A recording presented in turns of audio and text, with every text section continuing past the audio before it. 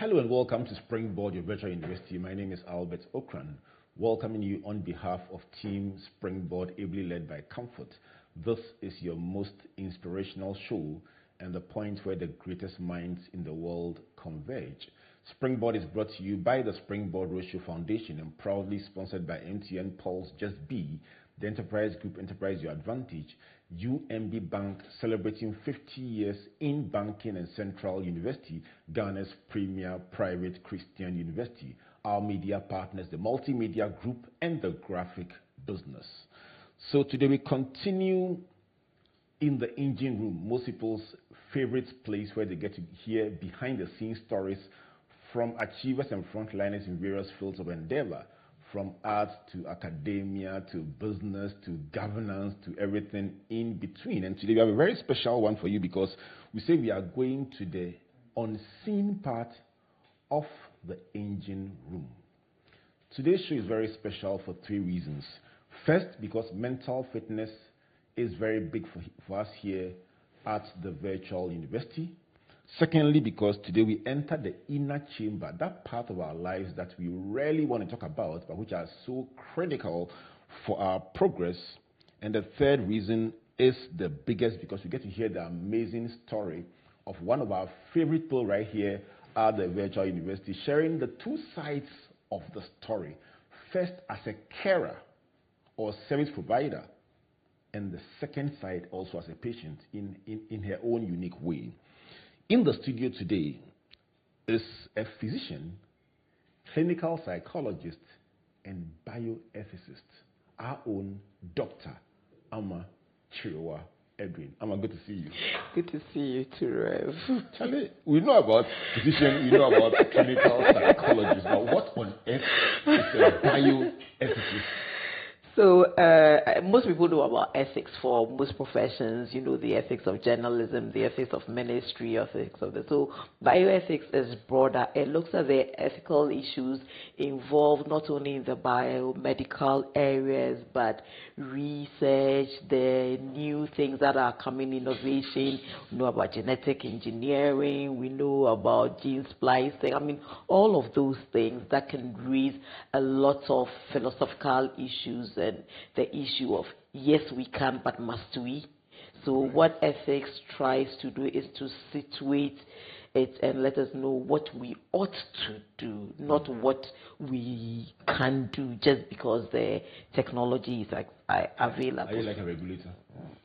No, the regulators, I mean, part of it is ethics doesn't have enforcing power except the part that is coded. So in Ghana, for instance, if you take act, is it? Oh gosh, I've forgotten the name of the act, but the one that regulates, there's a part of it regulates clinical trials. So for instance, so if you bring your protocol and it's being reviewed by an ethics board, there are things that the law allows you to do or does not allow you to do. But there are other things that the law doesn't speak about. Let's say we have a criminal condemned to death and you have about 10 doctors, top doctors in their field. They all need different organs. And this criminal is fit. His organs are perfect. He's going to be killed per the court decision. Is it okay to say that, well, because his organs are okay, then let's take his organs and give it to these 10 top doctors who are contributing so much?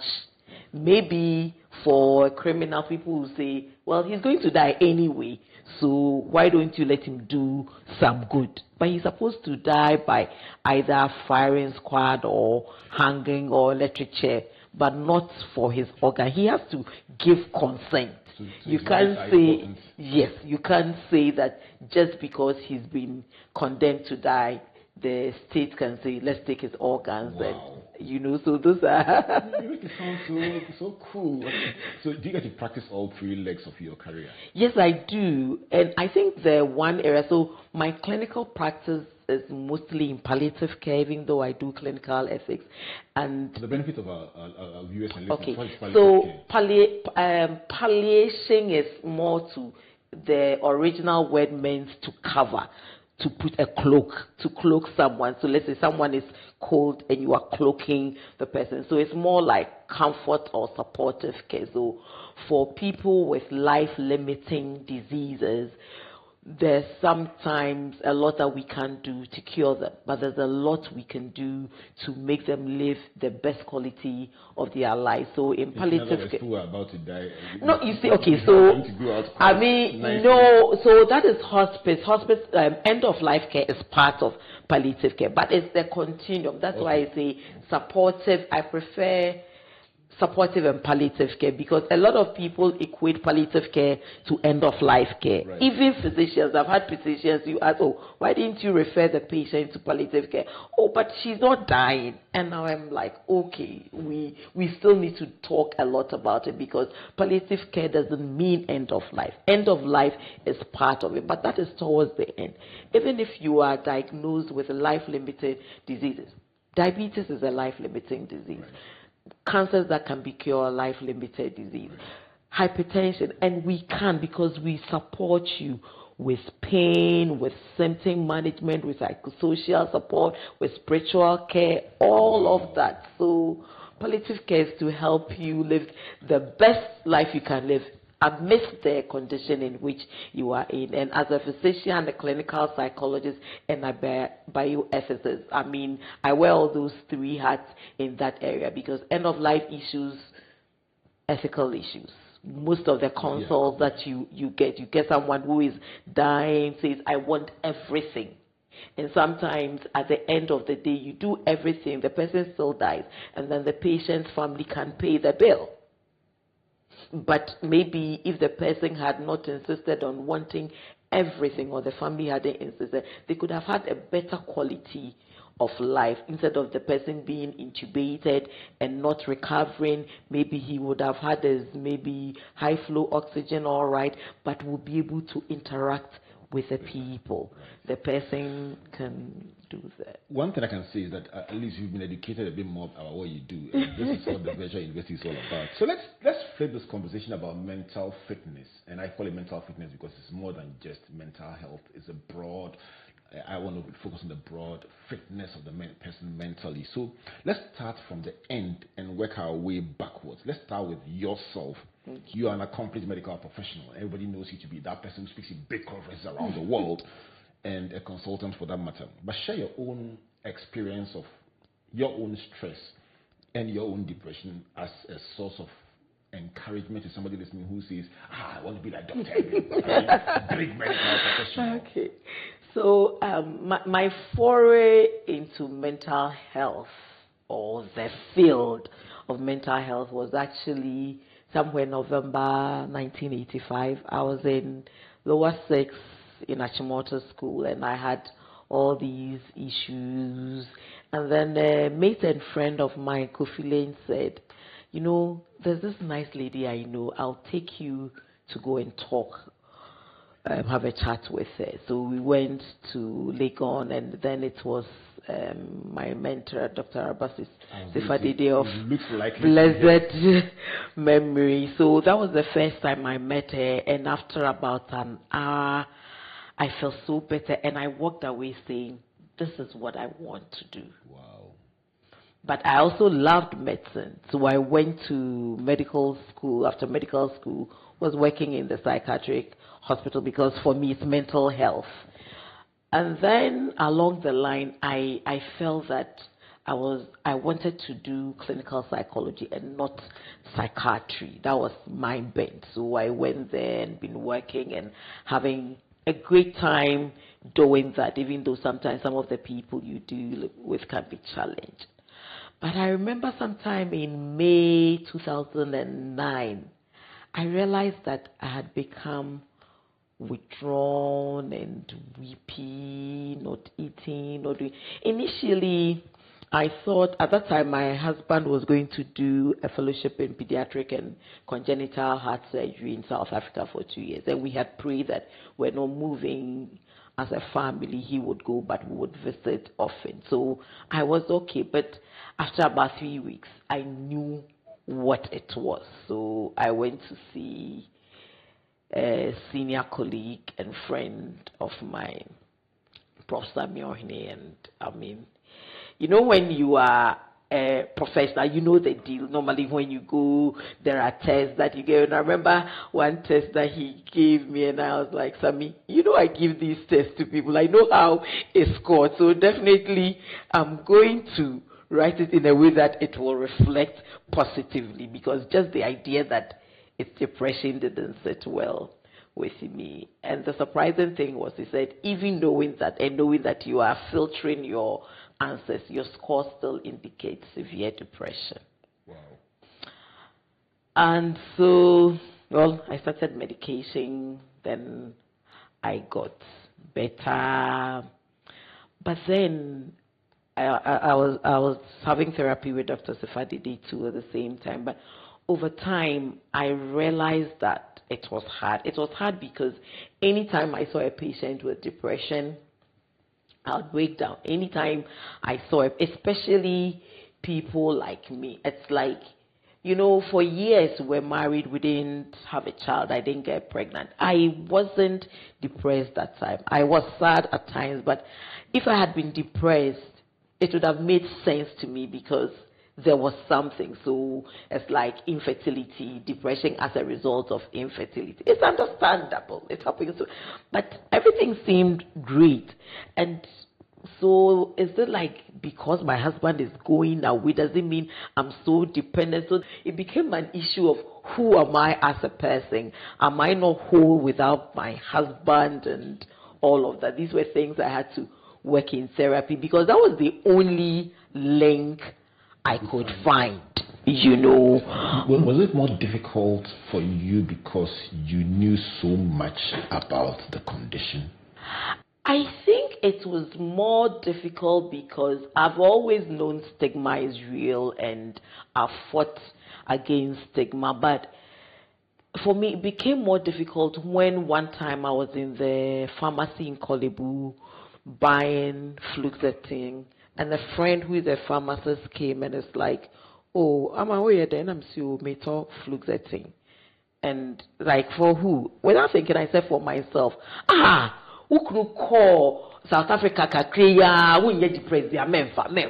I mean, I was like, first of all, you are a pharmacist and a clinical pharmacist at that. Secondly, this was a public space, Kolebu 24-hour pharmacy. Even if you thought I was not depressed, being depressed makes you vulnerable, but to just blurt it out and say, so that's when I realized that, okay, this stigma is real. And then you hear more stories. Another person tells me, you know, a senior colleague too says that, oh, you know, you can't be a Christian and be depressed. If you're a Christian and you are depressed, it's either there's sin in your life or you're not trusting God. And that day, I wept like I have never wept before. But thankfully, I was able to go and see Dr. Sefadidi and Prof. Ohine, and we talked through these issues because I didn't expect this from medics. You see, if people who don't know about this talk about it, fine. But here it was, as Frank used to say, I was self-stigmatizing. So that itself was difficult because it was, now I'm talking about it, but I felt I'm not strong enough because in my mind it was linked to my husband going to South Africa. Let me pause here. And by the way, when you said Frank, for the benefit of our viewers, that's your husband, Prof. Frank Edwin, and we celebrate you, Prof, for who you are and what you represent. But Amma, is it wrong to be in love? No, it's not about being in love. Even if you were, no, you were going to miss your husband. Yes, but to the point of, there's nothing wrong with it, but it's like to be diagnosed with severe clinical depression as a result of that. Really didn't, but you know, so later on, part of what came up in therapy was childhood abuse that I had blurted out when the person who abused me died, and my mom told me. So I was like, okay, in my mind, maybe you see, if adverse childhood events can lead to serious mental challenges and mental problems. So again, I'm talking about who I think I am, a woman who knows God, knows who she is, loves her husband. But I didn't want to be the woman who becomes depressed because her husband is away for 2 years, and almost the longest interval we had apart was 6 weeks. I was visiting often. Let me ask you, how did Frank feel about that part of the story? Whether the fact that it was linked to his trouble. He thought that it's just, he's more practical. He said it's just coincidental. I think I was doing psychoanalysis on myself. That's why I was desperate in quotes to find a cause. Though I teach and I tell my parents, my patients that most of the time we can't find the cause of depression. But when there's a cause, especially something that is outside you feel kind of better in a way. It's like if you're diagnosed with cancer and you become depressed as a result. It's understandable.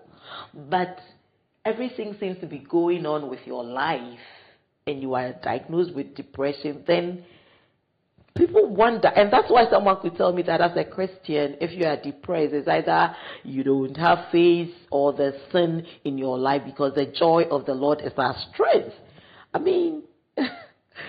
So it's, I'll put it how Dr. Sifadi put it. He said, Amma, you are letting the diagnosis of depression oppress you.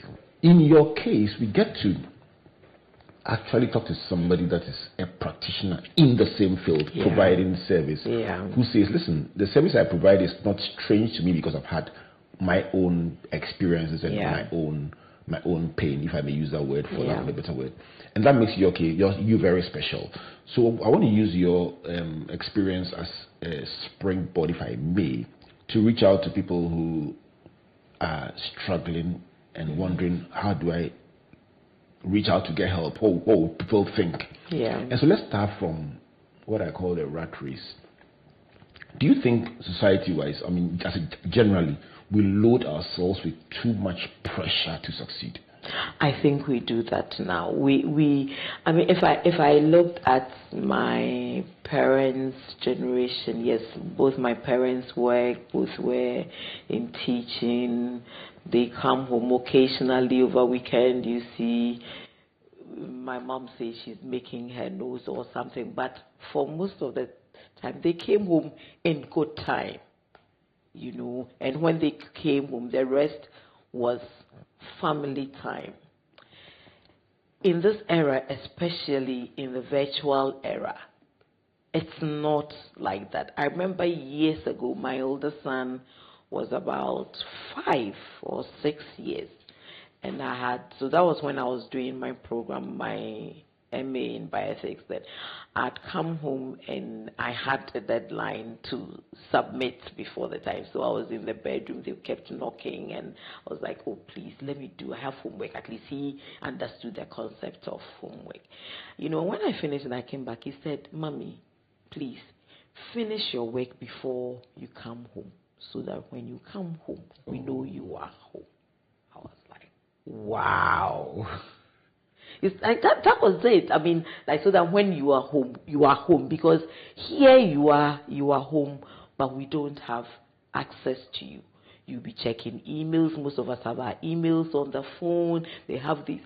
So the concept of well-being, which is something that we should all do for ourselves, is far-fetched. But especially for people who serve people, so for those in the services, especially healthcare, I think that it's an ethical imperative to take care of ourselves. Because if you break down, you're of no use to your patients. So there are things I personally decided not to do. I think it's from this year that when I come home, I'm not putting on my laptop. If I'm putting on my laptop, then maybe I'm listening to a message. or something else. I think that I'd rather do it on phone, because once you are on the laptop, there'll be an email alert that I'll see. There'll be something that will pop up, and before you know, you are just walking round the clock, and the things you want to do, spending time with your children, even when they are coming to ask you a question, it's like a distraction. I'm busy. But we have to find a balance between our work and our being. We are human beings, not human doings. It's like we become human doings. They're always doing. And we think the more you can pack in a day, the better it is. No. Rest is important. God gave us the Sabbath, remember? Prof, Doc, you capture an issue that I'm sure, and I can tell that tonight the house is full. If I say the house is full, it's a virtual house, and I can tell that it's packed. It's packed today as we discuss this subject, because you speak for not just medical practitioners. You talk about people who care for people. I can tell you that pastors are probably even more guilty. Yeah. Because your life is not your own, and everyone's taking a claim to your life genuinely believes that they need it, or they deserve it, or both. Yeah. And the needs are real. So if you don't take time, you sacrifice your wellness, as you mentioned, and it could have dire consequences. Let's help educate our publics with the sources of stress. So you say we are human beings, not human doers, and so we should rest. Yeah. Would lack of rest be the first one? Yes. So when you are exhausted, definitely it's going to affect you. It will wear you out. Physically, emotionally, psychologically, even spiritually. You will not be your optimum best if you are not. Definitely worry. There are so many. So normally, let me put it this way. When we talk about stress, is it the event or is it the response? There is an event A, there is a response C, and in between you have the space B. The event you can't change. You've lost a loved one. It's painful. Unless God raises that person up again, that is it. The response. Yes, grieving is important, and grieving is a road to recovery. But are you going to grieve and stop living because your loved one died? Is that what your loved one would want for you? Or knowing who your loved one is, they would want you to be able to go on living and even use this devastating event as a springboard for something else. You could have a ministry helping people who are grieving, people who are finding it difficult to move on. So something that could have been a devastating effect, as in you stop living and it's so stressful, you can't eat, you can't sleep, you've lost weight, you don't want to see anybody, you don't want to talk to anybody. You use that space to reconfigure what you can do. So events happen, lack of money, lack of job, relationship issues. Probably that should be number 2. Relationship issues. Relationship issues. One of the things that grieves me is when people attempt to end their life because someone has left them. A human being has left you, and you are so devastated, you think that you are better off dead. Of course, in the moment, the pain, and emotional pain can hurt you physically. I have experienced it. You know that you feel the pain within. But the pain, the source of the pain is emotional. It's not physical. It's psychological. It's not physical. But it is not worth your life. How many of us have not been in relationships that we thought we couldn't do without, and then it ends, and years later you see the person and I'm like seriously? Is this the thing? We won't even say is this a person? Is this the thing I was, that kind of thing. But it's with time and healing. But let me ask you, and again, I'll come back to the point I made about being deeply in love. If you love somebody that much, and in your case, if I may use borrow from your case, the first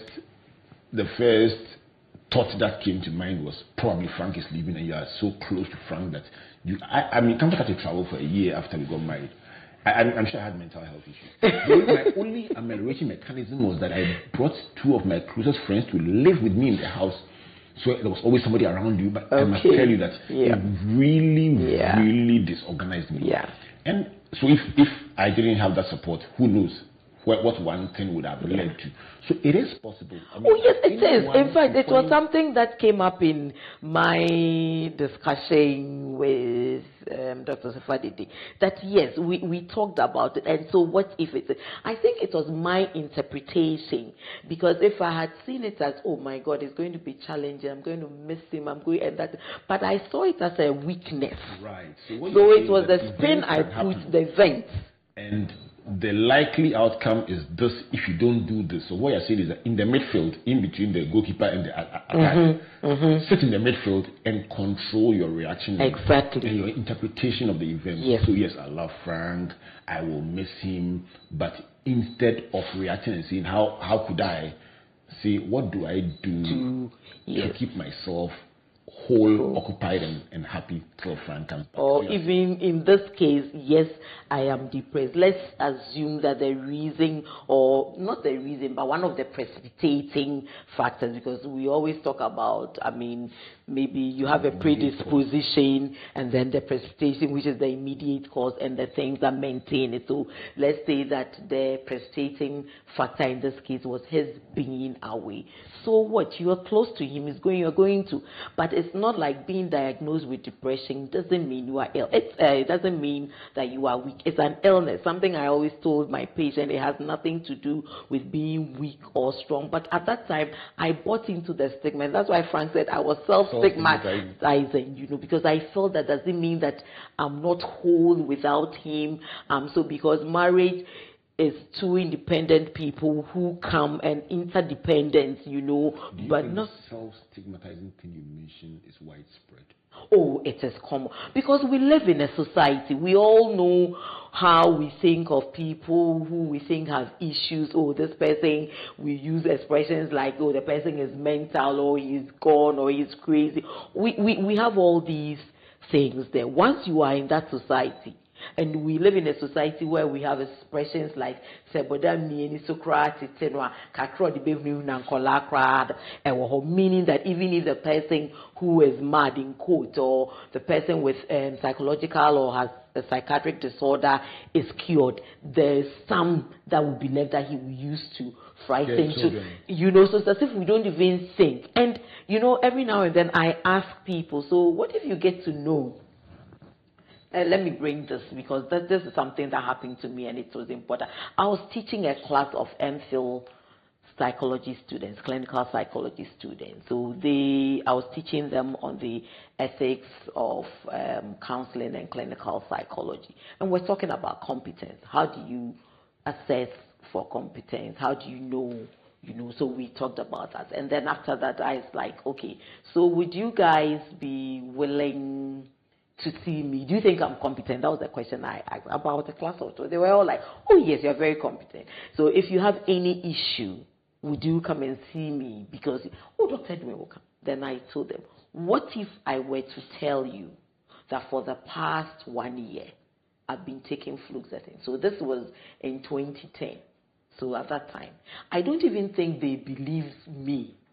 But I said, what if I were to tell you that for the past 1 year I've been taking fluoxetine? Would you still see me?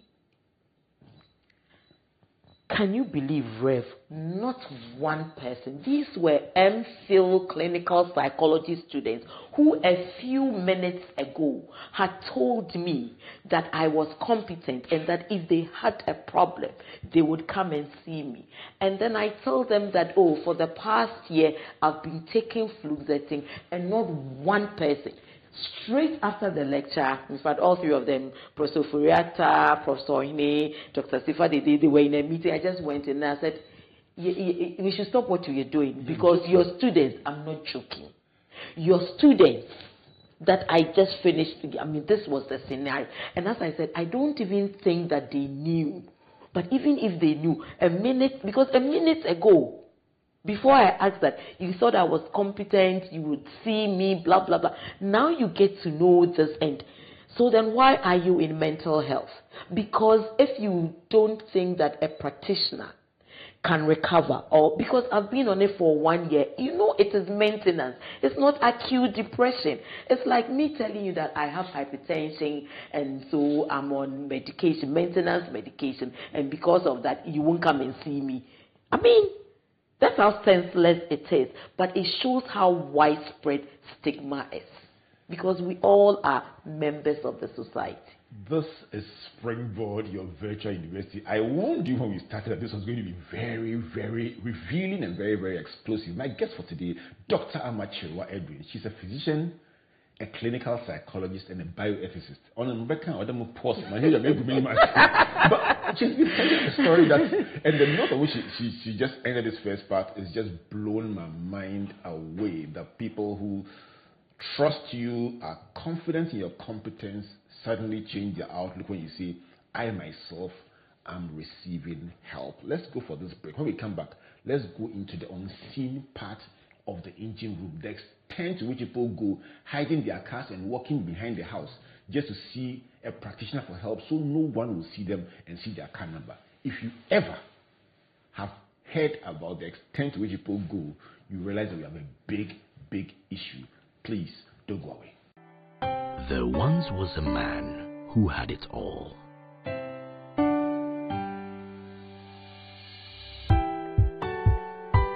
He had skill, he had charisma.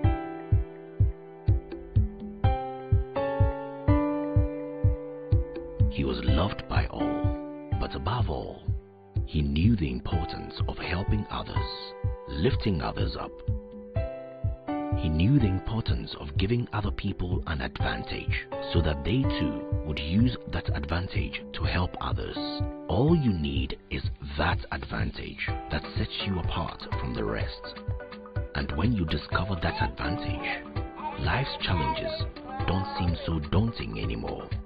That's where we come in. Enterprise, your advantage.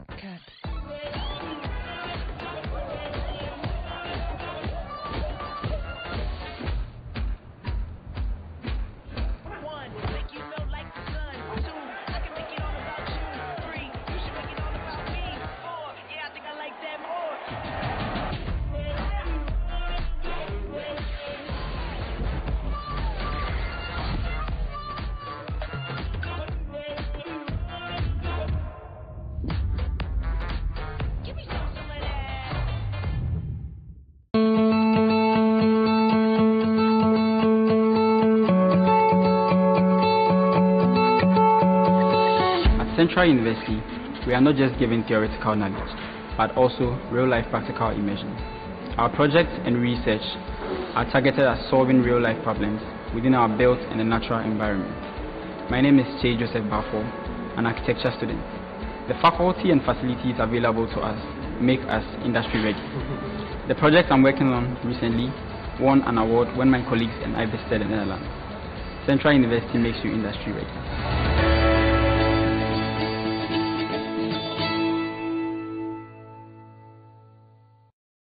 Welcome back to Springboard, your virtual university, and to this big conversation in the unseen side of the engine room. Springboard is brought to you by the Springboard Roadshow Foundation and proudly sponsored by MTN, Pulse, Just Beat, Enterprise Group, Enterprise Your Advantage, UMB Bank, celebrating 50 years in banking, and Central University, Ghana's premier private Christian university.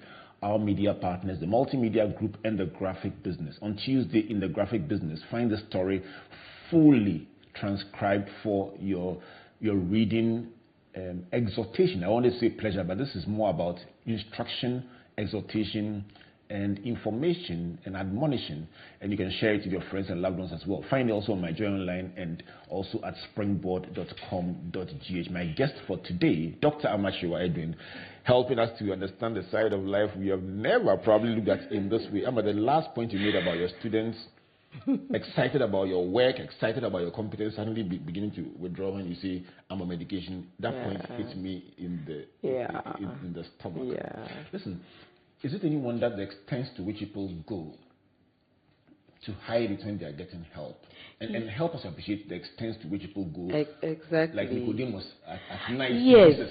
So a lot of you get, oh, please, blah, blah, loved one, but can you come and see the person at home, or do you have a private place we can see you? In fact, now it's even better because apart from the major psychiatric hospitals, almost all the big hospitals in Accra have mental health departments or units. So at Ridge, at 37 Police Hospital, Kolebu, they even have a ward that they admit. So it's easier because if someone is going to Kolebu, it's a general hospital, even though still you go to the department.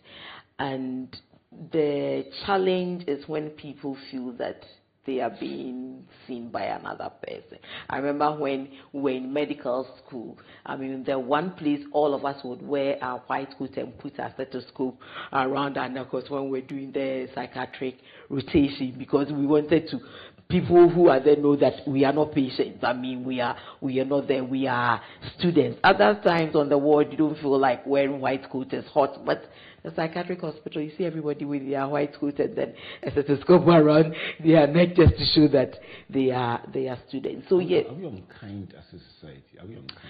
I don't think it's unkind per se, but it's how we've seen mental health and how we've treated people, chaining them, beating. So it comes from, I mean, someone with a mental health disorder might be might be called a witch, or the person might be said that he's evil or he's done something, but very vulnerable. So they were seen as people who shouldn't be part of society. I mean, if you see where the psychiatric hospital started, now it's in the center of town. But in the early 1900s, when it started, it wasn't in the center of town. It was far removed from town.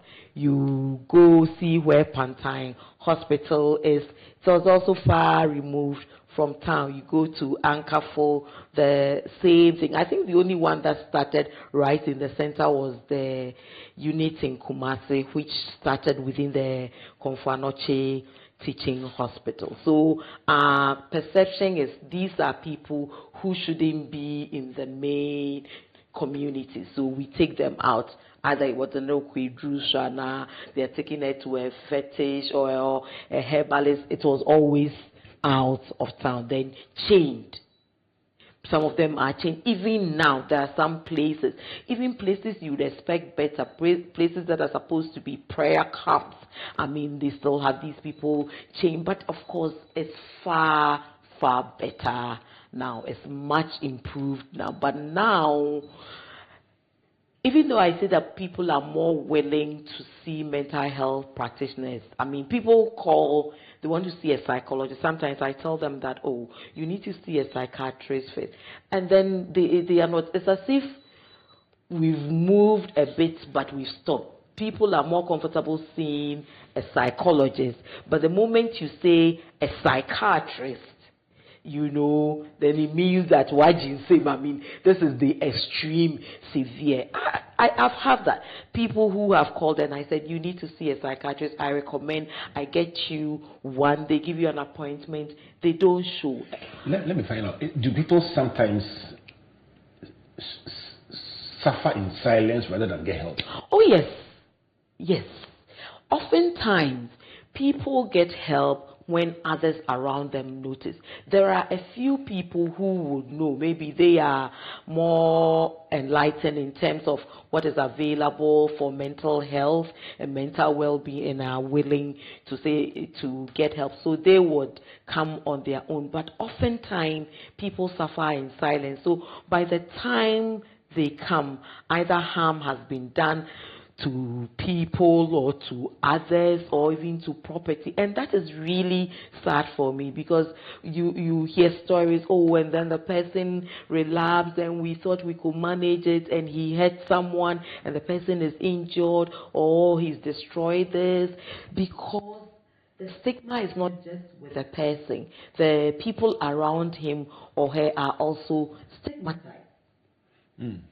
So if your child is ill and you take him, people will see the child, everything. But then it's like, oh, Reverend Albert's child, I'm Edwin's child, you know. So it's not just even the patient, but those that are around also get the stigma. Is it because we've not yet grown to the point? One of the comparisons you made was very illuminating for me. You said it's maintenance. So for you, the person taking their medication for their mental health issues is just like the person taking their medication for their diabetes Exactly. issues. You made it sound so simple. Is it that we haven't come to that point? Well, I hadn't. Actually, it was my husband who, I mean, one of the times, when was it? This was about 9 years. So I think it was 2018, and I was talking, and I was like, I don't remember any patient I've seen who's been on antidepressants for 9 years or so. I mean, I was talking, and then he said, remember that with your second pregnancy, for both of them, I had what is known as pregnancy-induced hypertension. So after the first one, it went away. But with the second one, it didn't go away. I've been taking my medication. And he says, I don't even wait. So the moment I have one strip, I was like, oh, Frank, please get me Natrizam. I just have one. He said, I have never once complained that this thing was PIH. It should have gone away after he was born. It hasn't gone, and I'm still taking antihypertensives. So why am I, with all my knowledge and everything, why can't I see that the antidepressant is doing the same thing, so I have to do that? You know, for me, one of the turning points, and I say this with all humility. When my mother got dementia, I looked at her, loving her for who she was, all she meant to me, and watching her switch between the days when she can talk, remember everything, and the next day is the day she's off. And she looks at her and says, who are you? And she says, Albert. And I'm like, are you serious? I mean, initially it was, but with time, I found out I could relate to that very well, and on the day she doesn't feel like it, just be there for her and with her. Then it struck me, Doc, that many of the people who were called witches years ago were either struggling from dementia, Alzheimer's, or some condition that people could not relate to. Would that be that is a very strong possibility. They are forgetful. They walk away from their home. Sometimes they don't even check what they are wearing, and they are there, and someone catches them all and then says that they are witch, they've done this.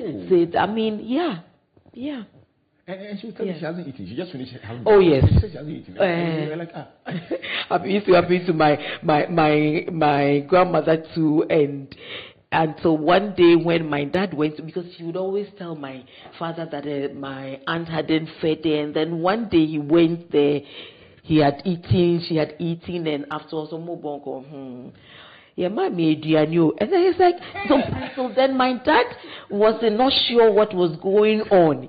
He have no recollection. Doc, let me go to something you said to me during the break that made me bow down my head. That in spite of the progress we've made, people would rather still hide their pain and their suffering because institutional frameworks and so on still do not respond well enough to people who have mental health conditions. For the benefit of our listeners and viewers, that story you mentioned. Of course, not without an identity. Not with an identity, but just giving an idea about what So people are battling with? I used to say that I'm one of the doctors who write few excuse duties, because my patients will say you are known, and the moment I take it, even without the diagnosis, but this was years ago, where I'd seen a woman who was depressed and she needed time to recover. So I gave her an excuse duty, and then I wrote the diagnosis. Now I don't do that, but then because the form had that, so I thought I had to fill it and then sign and stamp it. She came back to me 2 weeks later that when she sent it to her job, they received it, but I mean, a few days after that, they called her and said that she had been, what's the way they use it? Is it retrenched or redeployed? Yes. I mean, and nothing had happened. This was someone who was doing everything. And for me, the sad thing was it was a public institution.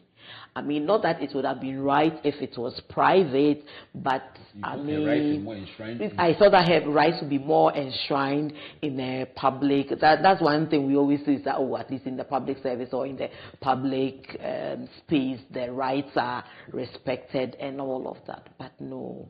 And that's why people would not want to see the doctor, or even if they go and see the doctor and excuse duty, some of them who have leave time will tell you that they would rather take their leave, which is not right. You take your leave so to rest and recover, but not when you are recovering. If you had cancer, if you had malaria, if you had surgery, that wouldn't be a problem. But I must say that there are a few institutions who are also taking this up and are interested in the well-being of their members. So for those institutions, they are doing a great job. I hope that everybody can do that, because it can happen to anybody.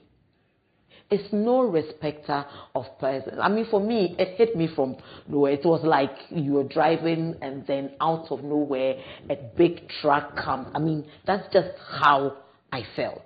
You didn't see it coming. Your own experience has increased your empathy for your patients? Oh, yes. I think it's one of the things that Dr. Sifadide made me see when one time when I was talking about getting off this oppression, you know, and not letting it bother me. And she said, you've become a better therapist. You become more empathetic. Because there were times I know I had to go and see her, but I wouldn't show up. I don't want to go. You see, therapy is not easy.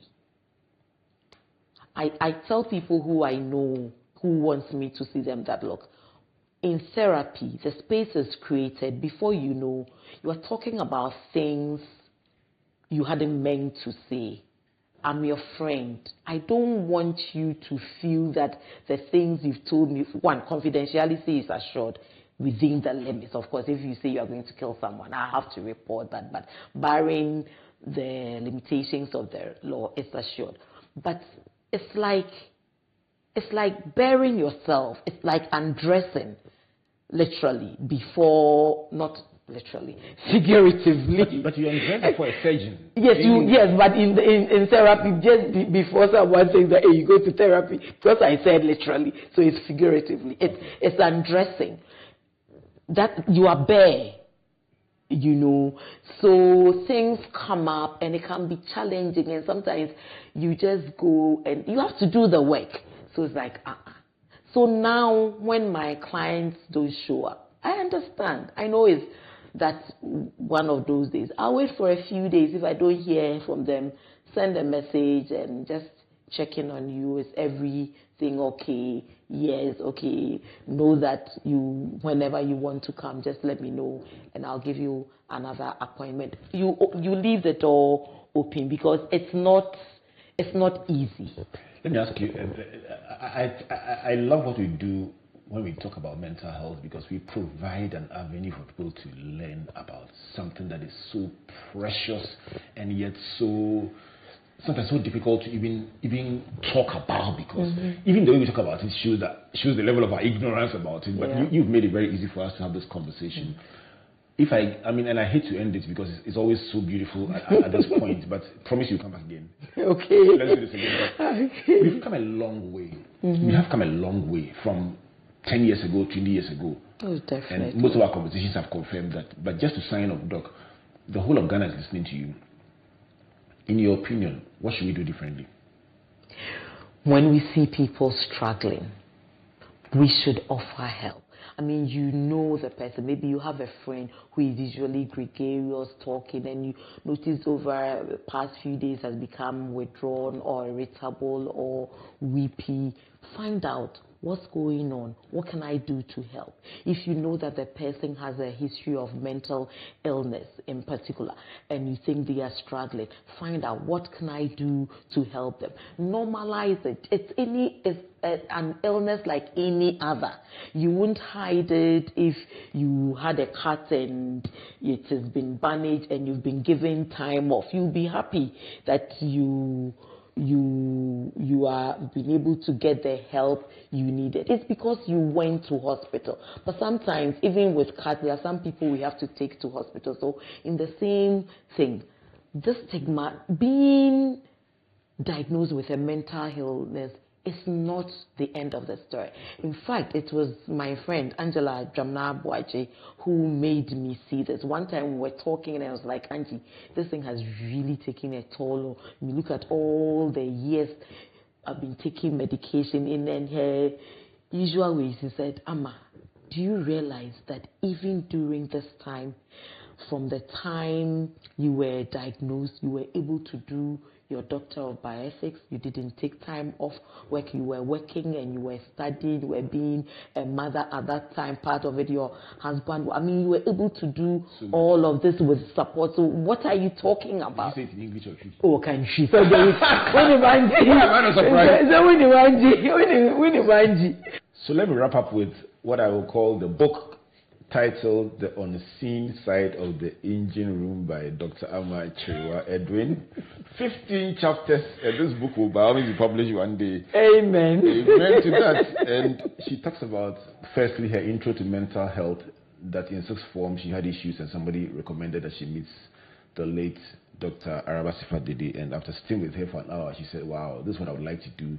And so after becoming a doctor, she went on to become a clinical psychologist. Lesson number 2 is about personal experience. You say in May 2009, you started feeling the symptoms of depression and went to see a colleague, and because you knew the mechanism that was being used, you filtered the responses somehow, but the scores still revealed that you had depression. The third one was about stigma. You say you've always known that stigma is real, but the point that hit you the most was when you went to buy your own medication, free mind, and a colleague pharmacist said, publicly scolded you for getting help or getting treatment. Yeah. Another one said you can't be a Christian and get depressed, and it's either a sign of sin or that you're not believing God enough. And those are what reminded you that even professionals still exhibit the stigma that we talk about. The fourth is eventually tracing it to childhood events that shook you, and also the fact that you struggled to accept that you blamed it on Frank traveling and you being without him for 2 years, and all those battles in your mind had a relationship with it. The fifth was the rat race. You said many of us in our quest to succeed put pressure on ourselves and sacrifice our family time and our well-being. And you talk about your son telling you, leave your work, finish your work, I'll work before you come home so I can relate to you. And you say, as a result, you put barriers in place like not putting on your laptop when you get home. The sixth point is about rest. You say we are human beings, not human doings. So let's not fill our whole waking lives with activity. Let's make time to rest. The seventh is about sources of stress. And you say these are the things that can weigh you out physically, mentally, and emotionally. And apart from lack of rest, sometimes financial and relational issues in particular can have a toll on you, and that these are events in our lives, but we can control the outcomes if we respond differently. The eighth is about self-stigma. You see, apart from the external pressures, many people struggle to accept their own situation. And you talk about a story that shook me when we're ending the first part, about your own students affirming their confidence in your competence, but beginning to have cold feet when they found out that you yourself had been on medication for a year. Or you mentioned a seemingly hypothetical but real situation. The ninth is about concealment. And we talk about the extent to which people go to conceal the fact that they are getting help so no one gets to know about it. The 10th is about antecedents. As a society, the fact that we've treated people with mental health as witches, chained them, made them feel unwanted, taking them to prayer camps and fetish shrines instead of getting professional help for them. The 11th was suffering in silence, and you're seeing that people rather suffer in silence than get help because sometimes it's not just the patient, but their families also get stigmatized, and that was very revealing. The 12th is about ignorance. When I asked you about my mom, and you accepted that the fact that many people who we have in the past accused of being witches or being strange, weird, and so on, are probably just suffering from a mental health condition we don't understand, and we attribute all kinds of things to them. The 12th is about institutional response. That was quite shocking. A patient that you worked with, you giving them an excuse due for depression, and they being redeployed or retrenched or fired after 3 weeks from a public institution. That was the total abuse of their rights. The 13th or the 14th, sorry, was about empathy, and you say your personal experience with depression further enriched your practice and made you more empathetic and understanding towards your clients. And you think your practice has improved as a result of your own experience. That was very touching for me, the biggest point for me. The final one was going forward. You recommend that when we see people struggling, suddenly becoming a bit too quiet for your liking, or withdrawn, or weeping here and there, let's not walk away. Maybe let me add like the priest and the Levite, when they saw the man was dying. Let's be like the Good Samaritan who pause and show interest. And very often that little interest that we show could help them get help rather than walk away. Doc, I can't say thank you enough for this conversation. We've talked about having it for a while, and I'm glad you made time in your busy schedule to be with us.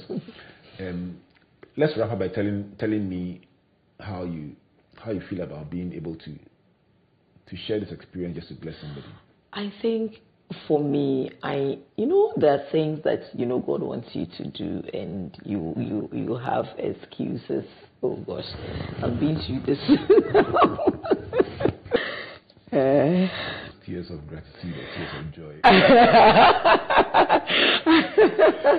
Tears of gratitude. I mean, I'm just grateful that I can even talk about it, because before it was so difficult. Anytime I talked about it, then I would cry. But I know many people who have been helped by you reaching out to them to share your own experience. It's changed the lives of so many, and I'm glad you've been able to do this on a bigger scale to be a blessing to humanity. And I can only say thank you for using your life as a gift for other people. Let's do this again. Oh, sure. Let's definitely do this again. Oh, okay. And help many more people. So this has been a very, very special edition of Springboard, your virtual university with my big sister, Dr. Kyerewaa Edwin, opening up her life in a way I've never ever heard her do publicly before. But this has been such a blessing to so many, and I know that for sure. So on behalf of Team Springboard, led by Comfort and our partners, MTN Pulse Enterprise Group, UMB Bank, and the Central University, and our media partners, the Multimedia Group and the Graphic Business. My name is Albert Ocran, saying a big thank you to you, Dr. Kyerewaa Edwin. And to you for listening and saying God bless you, and God bless you.